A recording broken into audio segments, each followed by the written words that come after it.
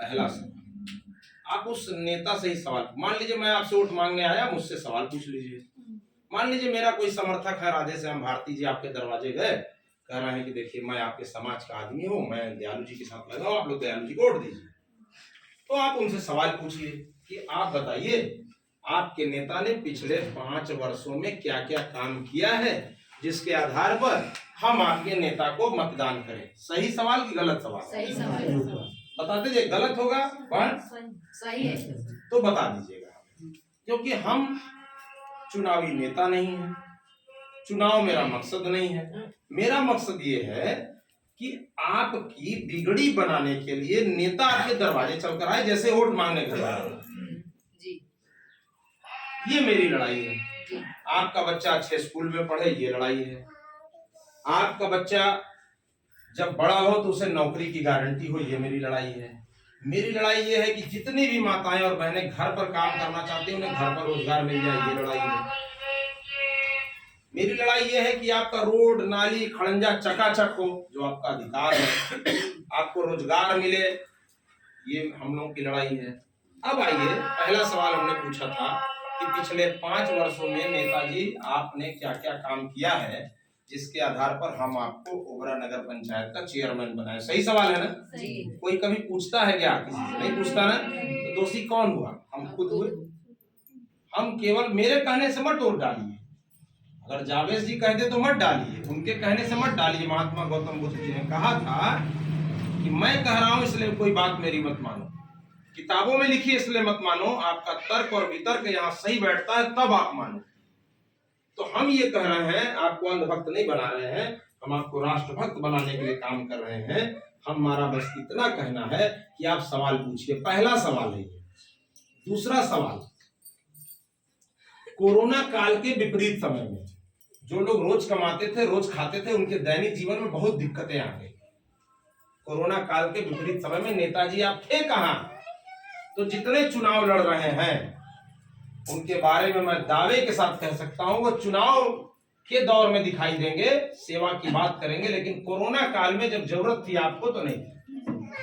Corona काल में दयालु आनंद पटेल दयालु का राष्ट्रीय नवनिर्माण सेना की पूरी टीम थी, जिसमें संस्थापक राष्ट्रीय सचिव जावेद स्वानी जी थे, जिसमें संस्थापक जो है जिला संगठन मंत्री दिनेश केसरी जी थे, जिसमें जनाब महताब आलम जी थे, जिसमें बहुत सी लोग थे, उसमें ढेर सारे लोग थे। सिब्बू खान थे, महेश अग्रहरी थे, राजकुमार यादव थे, रविंद्र यादव थे, बहुत लोग थे उसमें, विकास कुमार गौड़ थे, राधे श्याम भारती थे, तमाम लोग थे उसमें। एक व्यक्ति दयालु का नाम था, अगुवाई कर रहे थे, लेकिन टीम बहुत लंबी थी, काम कर रहे थे। 1000 परिवारों तक पहुंचे, राशन दिए। आप खरटिया में चले जाइएगा, पता लगा लीजिएगा, 400 राशन कार्ड मिल रहा है। इधर भलुआ टोला के धिकार बस्ती में, जुगैल में हम लोग हैं। और जो लोग केवल आपका मतलब केवल आपसे वोट लेने तक नेता हैं या सेवा सेवी है, तब तक आपके लिए पूजेंगे, आपको वोट मिलेगा, गायब हो जाएगा। ये वो नहीं कर रहे हैं, उनकी कोई कमी नहीं है, कमी आपकी है कि आपने नेता पहचानने में कमी कर दी। हाँ, और हमें जो पैसा दे, क्या अपने छोटे से बच्चे का दाम लगाएंगे आप? तो आने वाला जो भविष्य है, क्या उसका दाम लगना चाहिए? आपके बच्चे का भविष्य का दाम लगा देते हैं लोग, 100, 200, 500, 1000 रुपए निकाल के 1 जूता 4 जूता मारिए, या तो उसका खाइए पीजिए मस्त रहिए, उसका पैसा लूटिए। वो लूट के लाया है, आप भी लूट लीजिए, चलेगा। लेकिन ये नहीं चलेगा कि आप उसको पैसे के लिए केवल वोट दे दीजिए, तो आपने अपने छोटे से बच्चे का सौदा कर दिया। दूसरा सवाल कि नेताजी कोरोना काल में आप कहां थे? तीसरा सवाल, भलुआ टोला, बिल्ली, न्यू कॉलोनी, श्री राम नगर, गजराज नगर में एक भी लाइट नहीं लगी थी, नियमित रूप से साफ सफाई नहीं हो रही थी, 1 रुपए का कोई टेंडर रोड नाली खड़ंजा का नहीं निकल रहा था। नेताजी आपने क्या संघर्ष किया, बताइए। क्या सही सवाल है गलत सवाल है भैया, बताइए। आप संघर्ष कहां किए हमारे लिए, बताइए। चौथा सवाल, नेताजी बजट का पैसा तो चपरासी भी खर्च कर देगा। मान लीजिए हम किसी भी बात कर लेते हैं, जैसे मान लीजिए चेयरमैन बन गए, इनको हम 1 करोड़ 8 लाख रुपया देंगे और 200 कर्मचारी, 4 ठो बाबू, तो खर्च नहीं कर पाएंगे पैसा, बड़े आसानी से। आप अपने नेतृत्व के दम पर, राजनीति के दम पर अलग क्या करेंगे भैया, ये बताइए ना भैया। बजट का पैसा तो हम खर्च करा नहीं करा पैसा का भैया। अपने नेतृत्व के दम पर क्या करेंगे, तो आनंद पटेल दयालु जी अपने बैनर पर लिखे, बैनर लेते हैं पंपलेट ही लीजिए कैसे उस पर लिखे कि हम ओबरा नगर पंचायत को उसका हॉस्पिटल दिलाएंगे जहां इलाज फ्री में होगा। 2016 में जब चुनाव लड़ रहे थे तब से कह रहे थे, हमारी नेता माननीय अनुप्रिया पटेल जी ने पत्र लिखा और लगातार मैं संघर्ष करता रहा। और मैंने कहा, दूसरा शब्द मैंने कहा अपने नेतृत्व के दम पर कि आपको 10+2 सीबीएसई बोर्ड देंगे, जहां आप कल्पना नहीं कर सकते अपने बच्चे को पढ़ाने के लिए, जहां 2000 रुपए फीस लगती है उसको 200 रुपए में लाएंगे और उसका पूरा खर्चा जो है नगर पंचायत उठाएगी और आपका बच्चा एक अच्छे स्कूल में पढ़ेगा। ये हमने लिखा पत्र में, और उसका परिणाम यह हुआ, चिट्ठी पत्रा का परिणाम यह हुआ। अब हम अपने उत्तर दे दें, आप ये 4 सवाल है कि अपने नेतृत्व के दम पर आप क्या करेंगे। 4 सवाल मेरे सही समझ में आए जी। इसके अलावा कोई आपका सवाल हो तो बताइए, नेता से जो पूछना चाहिए, जो आपके मन में हो, तब हम अपना उत्तर देंगे। और उन नेताओं से जरूर उत्तर लीजिएगा। हम ये नहीं कहते कि आप किसी के कहने से मुझे वोट दीजिए, आप वोट इस विषय पर दीजिए कि हमें देश अच्छा बनाना है। नेता मेरे दरवाजे पर आकर मेरा काम करे, जैसे वोट मांगने दरवाजे पर। सब वोट पाके भाग जाए, कोई ना लौके। एकदम सही कर रहे हैं, एकदम सही है, एकदम सही है। आप बताइए दीदी, आपने किसी नेता को वोट दिया है? दीदी से देखिए, अब बात होगा, कोई बोलेगा नहीं बीच में। वोट तो दिवाते बा, कहा किसको देती हैं? अब के बताएं के जेही जीती तो ही घर बैठ जाइए। नहीं कोई ना लौकी काम दीदी, करी। दीदी देखिए 2 चीजें हैं, केहू के नहीं, किसको वोट दी है ये बताइए। अब के बताएं के नहीं आपने अब यही लाइट सब गन देखा, बगली लाइट बस सबके हम ये नहीं देखिए, मुद्दे से मत हटिए दीदी, सुनिए ना। सुना पहले सदस्य है तो अपने पर और लगवा था। हाँ। गाड़ी आ गया तो वो कभी भैया लाइट नहीं बात। अच्छा, हम जो सवाल पूछे थे वो आप पूछ के वोट दिए कभी? पूछ के नहीं दिला, तू कह बात हम दे दे वोट, नहीं। भाग जाबे। अब समझिए, वही एकदम सही आप कर रही हैं, भाग जाएंगे लोग। लिखा नहीं बा कोई लिखा है नहीं लिखा। अच्छा, लिखा कैसे है समझा दें आप लोगों को। हम कोई बात ये कहे ना कि हम कह रहे हैं इसलिए मत मानिए, तर्क और वितर्क सही बैठता। मैं आपको एक भाड़ा दे रहा हूँ, उसको सुराही बना दीजिए, बना देंगी? जादू मंत्र सीख रहे हैं। एक मिनट रुक जाइए, क्या करें? जादू मंत्र से नहीं ना कुछ नहीं होगा ना, नहीं हो पाएगा ना। कबीर हरिसियो पिया बाकी रही न था कि पाका कलश कुम्हार का बहुरी न चढ़ई चाकी। इसका मतलब समझिए आप, जो घड़ा पक चुका है वो किसी सांचे में नहीं ढल सकता है। जब उसी तरह का नेचर रहेगा, जब आपका नेचर सही रहेगा, आप किसी के व्यक्तित्व को पीछे जाकर देखिए, उसका बचपन कैसे बीता है। 17 साल की उम्र से भगत सिंह, सुखदेव, राजगुरु, राम प्रसाद बिस्मिल, अशफाकुल्ला खान, राजेंद्र नायडू, खुदीराम बोस, सुभाष चंद्र बोस, क्रांतिकारी चंद्रशेखर आजाद, इनका फोटो भी आप नहीं जानती होंगी। इन्होंने देश की आजादी के लिए अपने प्राण गंवा दिए, पहचानती है ना? मैं बचपन से वही काम कर रहा हूं। सुनिए, अब मैं अपने बारे में उत्तर दे रहा हूं। मैंने, कोई नेता आपको ऐसा मिला जो कह रहा है सवाल पूछिए? कोई मिला आपको? मैं चुनाव नहीं जीता हूं ना, मैं कहा सवाल पूछिए। कोई मिला आपको? बोलिए, कोई मिला कहने वाला सवाल पूछिए तब वोट दीजिए, संतुष्ट हो लीजिए? कोई मिला है आज तक? सुनिए, जब आप घड़ा को सुराही नहीं बना सकती, तो उसी तरह जब कोई अच्छा आदमी चुन कर जाएगा ना, वो काम करेगा आपके लिए नियम बनाएगा। अब सुनते जाइए, मैंने कहा था कि आपको हॉस्पिटल ला कर देंगे, जाइए कमला पेट्रोल पंप के सामने हॉस्पिटल खुल गया है, इलाज फ्री में हो रहा है। पता है कि नहीं आपको? आनंद पटेल दयालु जी के संघर्ष के बदौलत, उनकी टीम के संघर्ष के बदौलत खुला है वो। पहला चीज, प्रमाण भी देंगे। दूसरा सुनिए, 10+2 सीबीएसई बोर्ड के लिए पैसा चाहिए लाने के लिए, उसके लिए जगह बहुत बड़ा चाहिए। वह भी जब हम चेयरमैन बनेंगे तो ये काम करेंगे। अब आइए हम आपको बताते हैं तीसरा जो सवाल था, जो पीछे से चल रहा है। दिल्ली भलुआ टोला, न्यू कॉलोनी, श्री रामनगर, गजराजगंज एक भी लाइट नहीं लगा था। तो मैंने 200 बार, कितना बार? 200 बार ज्ञापन दिया अधिकारियों को, ईओ को, ईओ मतलब शासी अधिकारी नगर पंचायत का, एसडीएम को, उप जिलाधिकारी को, डीएम साहब को, एडीएम साहब को, मंडलायुक्त, मंडलायुक्त मालूम है पूरे 3 जिलों का मालिक मंडलायुक्त होता है, आयुक्त। फिर शासन में मंत्री को जाकर चिट्ठी दिए हैं, पत्र दिए हैं। कोई पढ़ा लिखा आदमी हो और उसको पूरा मेरे फेसबुक पर जाकर देख सकता है, ठीक है? आपको बता इसलिए रहे कि आप जागरूक हो जाइए। मैं बिना किसी पद पे रहते हुए दिल्ली रेलवे स्टेशन पर जो हैंड पाइप गड़ा है हमने गड़वाया, पता लगा लीजिए। खरटिया पोखरा पर कोई रिश्तेदार हो जाके पता लगा लीजिए हैंड पाइप हमने गड़वाया है बिना किसी पद पे रहते हुए। ग्रीन माउंटेन स्कूल है आपके माताराम ITI स्कूल के बगल में ग्रीन माउंटेन स्कूल है, जाकर पता लगा लीजिएगा, हैंड पाइप हमने गड़वाया है। मैं इसलिए आपको बता रहा हूँ कि बिना किसी पद पे रहते हुए अभी आपके राजू खान जी के घर के सामने राम सहाय यादव जी भलुआ टोला में है, ऐसे कुल 14 हैंड पाइप हमने गड़वाए बिना किसी पद पे रहते हुए। अब आपको बता रहे हैं, शायद आपको मालूम नहीं होगा, सीता यहाँ पर है, सीता है ना, सीता जी के घर के सामने जब वो ग्राम पंचायत में हुआ करता था, सीता जी बताइए ग्राम पंचायत में था उस दिन, तब इनके दरवाजे पर बहुत बड़ा सिलाई सेंटर खोल के महिलाओं को आत्मनिर्भर बनाने के लिए सिलाई खोला गया। सब लोगों ने सीखा है और बहुत बड़ा सिलाई सेंटर था वो हमारा, वो सरकारी था। एक अधिकारी जो है रुक गए होते तो शायद ये उन लोगों को, टीचरों को रेगुलर वेतन मिलता 6,000 रुपए मिलता। इनके यहाँ भी मैंने प्रयास किया, कुछ रूम के भाड़े को लेकर बात चल रहा है, चलना चाहिए। महिलाएं 4300 महिलाओं को आत्मनिर्भर बनाया हमारी टीम ने। 4300 महिलाएं थोड़ी मोटी नहीं होती हैं, घर में जब चूल्हा चलता है ना तो बहुत बड़ा काम होता है। अब आपको मैं बताना चाहता हूं कि कहीं भी रोड में लाइट नहीं लगी थी, आपके भाई ने संघर्ष किया तब ये लाइट लगी है। जिसको प्रमाण चाहिए होगा 100 प्रमाण देंगे, कोई मुंह से नहीं करे, प्रमाण देंगे बिना किसी पद पर। फिर सुनिए, 1 भी रुपए का टेंडर नहीं हो रहा था, नियमित रूप से साफ सफाई नहीं होती थी, आज साफ सफाई होने लगी भैया, नियमित रूप से साफ सफाई होने लगी।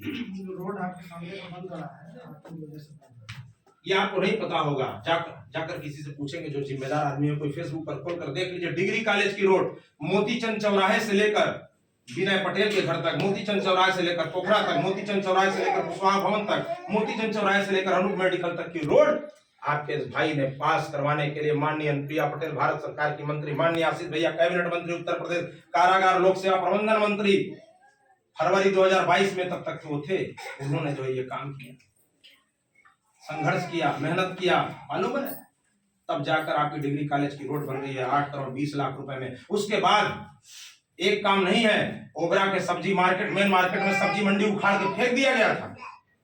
कोई नेता नहीं मिला तो दयालु जी मिले और अपनी टीम को ले जाकर संघर्ष किए और आज भी दुकान लग रही है VIP। कोई भी मामला हो, कांसीराम आवास में बच्चे 2020 में उखाड़ के फेंक दिए गए थे, अवैध हो चाहे वैध हो, ठंड में ठुठुर रहे थे, तिरपाल लगाए थे। आनंद पटेल दयालु ने कहा कि हत्या का मुकदमा दर्ज कराएंगे अगर कोई बच्चा डेथ हुआ। अरे आपके हर हिस्से की हर बात पे लड़ाई लड़ रहे हैं, हर जगह लड़ाई लड़ रहे हैं, यह बिना सोचे समझे कि क्या होगा अंजाम। एक नहीं सैकड़ों मुद्दे हैं, कबाड़ बीनने वाले बच्चा, दुकानों में काम करने वाला, प्लेट धोने वाला, बोझ धोने वाले बच्चे को स्कूल पहुंचाने का काम हमारी टीम ने किया। हमारे नेतृत्व में 250 बच्चे हर साल पहुंचाते हैं। इतना बड़ा बड़ा काम कर रहे हैं, कल्पना नहीं कर सकते। अब आज की राजनीति में जानते हैं कैसे खेल खेलते हैं लोग आपकी भावनाओं के साथ। आपको पहले जो राजनीतिक दल में भड़काते हैं, फिर आपको जाति में भड़काते हैं, नहीं भड़के तो जेब में 200-500 रुपए आपके आदमी को डाल देंगे, आपके नहीं डालेंगे, 200-500 डाल के दारू पिलवा के आपका समाज खराब करेंगे, आपका आदमी खराब करेंगे, आपका भाई और बेटा खराब करेंगे। अगर वो आदमी चुनाव जीतेगा तो बताइए, वो पैसा से जो चुनाव जीतेगा वो पैसा नहीं निकालेगा, इसमें बुराई क्या है? और नेता कैसे गड़बड़ हो गया जो पैसा से जीत रहा है? संघर्ष कुछ नहीं है। हाँ, कहेगा खरीदे हैं, जैसे उनका जो समस्या है। मैं तो कह रहा हूं, मेरा नाम नंबर नोट कर लीजिए दीदी, कहीं जरूरत हो आपको, आप जानती नहीं होंगी शायद, जान लीजिए। आनंद पटेल दयालु नाम है। मैं आपको विश्वास दिलाता हूं, चुनाव अपनी जगह है, मैं नेता हूं, मैं जनप्रतिनिधि आपके वोट से बन सकता हूं, लेकिन मैं नेता हूं, मेरे पास आइएगा, मैं आपका आधी रात में भी काम करने की जिम्मेदारी लेता हूं। जितने लोग हैं ना नेताजी, जितने लोग हैं सब आवास के, जिनका खपड़ेल का घर है, जिनका छत नहीं ढला है, सबको आवास नहीं मिला तो बताइएगा, वो हम लोगों के दिलाने की जिम्मेदारी यहाँ पर कह रहे हैं, वो हम लोगों की जिम्मेदारी है। क्यों? वोट की बात नहीं है, वोट आप दीजिएगा नहीं दीजिएगा, लेकिन काम हम करके आएंगे। और फिर ये मत कहिएगा नेता काम नहीं करते हैं, क्योंकि जो नेता काम करते हैं वो बेचारे झूठ नहीं बोलते, वो फरेब नहीं करते, वो सच्चाई के रास्ते पर हैं। और सच्चाई के जब रास्ते पर होंगे तो जेब में पैसा नहीं होगा बांटने के लिए, और जब बांटते नहीं तो चुनाव जीतते नहीं, और जब चुनाव अच्छा आदमी जीत ही नहीं पाया तो वो क्या काम करेगा, वो किस बात पे काम? जितना हम काम करे हैं ना, 1/10 भी अगर कोई काम किया होगा तो बताइए। जो मेरा पहला सवाल था कि 5 वर्षों का काम बताइए, काम तो इतना बता देंगे ना कि पसीना छूट जाएगा लोग। एक काम थोड़े ना किए हैं कि बता दें, सैकड़ों काम किए हैं। अब समझिए, आपको डिग्री कॉलेज की रोड नहीं इतनी आसानी से बनी है, इसके लिए हस्ताक्षर अभियान चलाया गया और सांसद रॉबर्ट्सगंज श्री पकौड़ी लाल कोयल जी ने पत्र लिखा, हमारी नेता माननीय अनुप्रिया पटेल जी ने पत्र लिखा, माननीय आशीष भैया ने लिखा, जो कैबिनेट मंत्री हैं उत्तर प्रदेश सरकार में, कारागार लोक सेवा प्रबंधन मंत्री तत्कालीन थे उस समय, फरवरी के महीने में 2022 में उन्होंने लिखा, तब जाकर हुआ है। इतना आसान काम नहीं था, संघर्ष चल रहा है, लेकिन असल बात यह है कि जो बेचारा अच्छा नेता है, अच्छा काम करने वाला है, आज आप सोच कर देखिए, कल्पना करके देखिए कि जो रात दिन आपके लिए सोच रहा है कि आपका बच्चा एक अच्छे स्कूल में पढ़े, आपका इलाज फ्री में हो। आज सर्दी जुकाम खांसी बुखार के लिए भी आपको 500 रुपये देना पड़ता है कि नहीं जी। और आप जाइए वहाँ पर और फ्री में इलाज हो रहा है, तो कितनी बड़ी बात है कि नहीं। एक उमरा में हॉस्पिटल था, लोग कहते थे अरे दयालु जी ऐसे ही बहका रहे, कुछ नहीं होगा। तो ऊपर वाले का खेल देखिए कि मेरे चुनाव लड़ने से पहले ही आ गया। सब लिखा पढ़ी चल रही है, सब बड़े स्तर पर चल रही है, छोटा स्तर कुछ नहीं है। जुगैल में टावर नहीं है, हमसे क्या मतलब है चुनाव का, वहां भी पत्र लिखवाते हैं हम अपनी नेता से, ऐसा नहीं है। आप समझिए, अरे बाबा साहब डॉक्टर भीमराव अंबेडकर जी को उनका पीए, साथ में रहने वाला पीए, कांग्रेस से मिलकर पहला चुनाव कजलोलकर नाम था उसका, हरा दिया था बाबा साहब। इसको पढ़िए इतिहास में, जो बेचारा अच्छा आदमी है वो खिलाफ फाड़ फाड़ के कह रहा है, लेकिन वो जीत कर नहीं जा रहा अच्छा आदमी चुनाव। इसलिए मैं कहा सवाल पूछिए, जागरूक होइए। गलत कहेगा दीदी बताइए, जागरूक कर रहे हैं आपको, हम ही नहीं कर रहे हैं। और कोई हमसे ज्यादा योग्य दिखाई देना, हमको आकर बताइए, जिसके कहिए उसकी कसम खा के कह रहा मैं वोट भी दूंगा, दिलवाऊंगा, लेकिन योग्य होना चाहिए। इन सवालों का जवाब पूछ लीजिए, भाग खड़ा होगा। अरे कोरोना काल का समय आ गया ना, तो लोग लुक गए घर में, ढेर सारे लोग जो चुनाव लड़ रहे हैं उनसे पूछिए भैया कहां थे कोरोना काल में, मुझसे पूछिए, मेरा फोटो दिखवा देंगे आपको, वीडियो दिखा देंगे, हम लोग कहां थे, घर से निकल कर। हमको भी डर लग रहा था, पत्नी हमारी भी कहती थी अरे आप चले जाएंगे तो मेरा कौन है। हमने कहा उससे बड़ा कोई नहीं है, जब जाना होगा ना तो 1 मिनट में आदमी चला जाएगा, अभी खड़े खड़े हम चले जाएंगे दुनिया से। एक सर्दी जुकाम तक नहीं हुआ और भीड़ लगा लगा के लोगों को राशन दिलाया गया, बंटवाया गया। यहाँ ही नहीं, पूरा जुगैल में गए, 400 लोगों का राशन कार्ड बनवाए, 400 लोगों का, अभी 75 लोगों का भी बनवाए।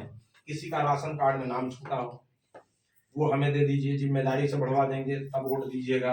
वोट की बात ही नहीं है उसमें। आपका राशन कार्ड ना बना हो वो हमें ला कर दे दीजिए, वो बनवा देंगे। जो भी आपका जेन्युइन काम हो मुझे दीजिए।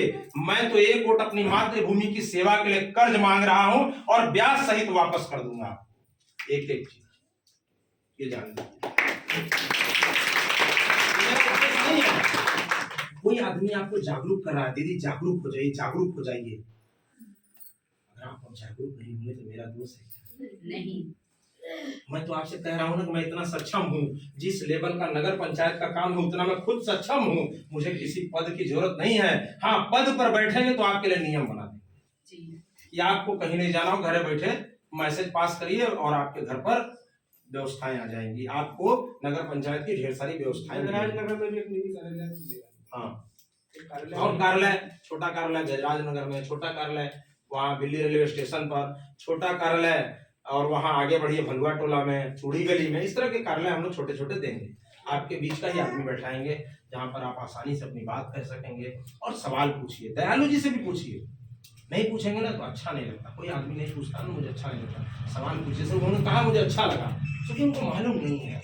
घड़ा को कभी सुराही नहीं बना सकते। बचपन देखिए, अरे जैसे एक छोटा सा बच्चा है ना, उसको बचपन से स्मगलर बनाइए, उसको बचपन से ही जो है वो कीजिए, गांजा हीरोइन पीने का कीजिए, बड़ा होकर वो गांजा हीरोइन तो पीता रहेगा परमानेंट। बाद में पी रहे लोग अलग बात है, लेकिन बचपन से ही, अब कच्चा मिट्टी है वो, अब उसको पढ़ाई में उसका मन लगाए रहिए, बड़ा होकर मन लगाया रहेगा।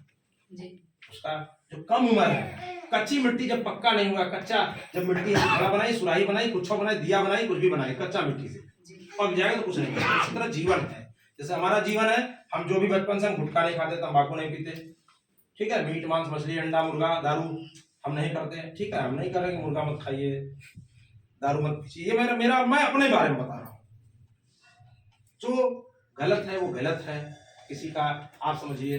हम लोग आज नहीं, आज हम लोग बहुत पैसे वाले नहीं हैं। हमारे पिताजी बैल खाकर पढ़ाई करते, बड़ा कठिन जीवन था उनका। कौन से आए थे, था, कठिन जीवन जी रहे थे। 100 रुपये कमाते थे, 90 रुपये पैदल जाके 45 किलोमीटर बाद कौन है, बहुत बड़े परिवार से नहीं है, इसलिए कष्ट था, पीड़ा था, दर्द था। नहीं, आज कोरोना काल में कोई आदमी भूखा ना रहे, चाहे जो भी हो जाए। आज इतना तो है ना कि हम लोग को अनाज पेट भर मिलता है, आज से 50-70 साल पहले वो भी नहीं था, लोगों को पेट भर खाना भी नहीं मिल पाता था। ऐसे परिवार में हमारा जन्म हुआ था, हमने कष्ट नहीं देखा। हमारे पिताजी चूँकि बोर्ड एम्प्लॉइज थे, बड़े संघर्ष के बाद बोर्ड एम्प्लॉइज बने थे, बड़ा कठिन जीवन था। मैं इतना ही चाहता हूँ, आप लोगों से निवेदन करता हूँ कि हम सभी लोग अच्छा समाज बनाने के लिए संकल्पित हों। हम दूसरों पर ऐसे आरोप लगाते हैं, मान लीजिए हम चाची पर ऐसे आरोप लगा रहे हैं कि तीर उंगली मेरे तरफ इशारा कर रही, ध्यान दीजिए, ये आप क्या है? केवल वोट आप दे के चले आएंगे, दोस्त मित्र और सगे संबंधी के कहने से, जाति पर, राजनीतिक दल पर पहले अपने बुद्धि और विवेक को खोलिए, दिमाग को, बत्ती को खोल दीजिए चाबी से, सवाल पूछिए, सही कर रहे हैं गलत?